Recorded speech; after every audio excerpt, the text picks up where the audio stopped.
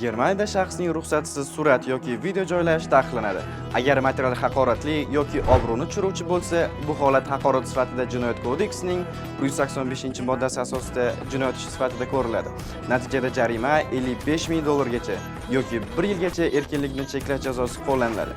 Fransiyada bunday holat shaxsiy hayot daxlsizligini buzish, tuhmat yoki obro'sizlantirish hisoblanadi va 1 yilgacha qamoq yoki 49,5 ming dollar jarima bilan yakunlanadi.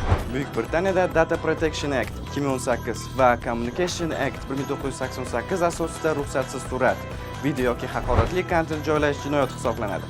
Ayniqsa kamsituvchi video joylash uchun 6250 dollar yoki 2 yilgacha qamoq jazosi belgilanar ekan. O'zimizning deputatlar ham bu qonun ustida ishlamoqda. Video mahsulotlar borku, kimnidir sirini ochish bo'lmasligi kerak-da maqsad. Agar jinoyat bo'lsa, haq buzilishi bo'ladigan bo'lsa, tegishli organlarga manba sifatida bering. Manba sifatida ijtimoiy tarmoqlarga tarqatib, kimnidir obro'sizlantirish uchun emas. Kimdir sizni haqorat qilgan bo'lsa, meni haqorat qildi deb ijtimoiy tarmoqqa joylash kerak emas. Meni haqorat qildi deb ichki ishlarga berish kerak. Bu maqsad shu bo'lishi kerak. Nima deb o'ylaysiz? Bizga bu qonun kerakmi?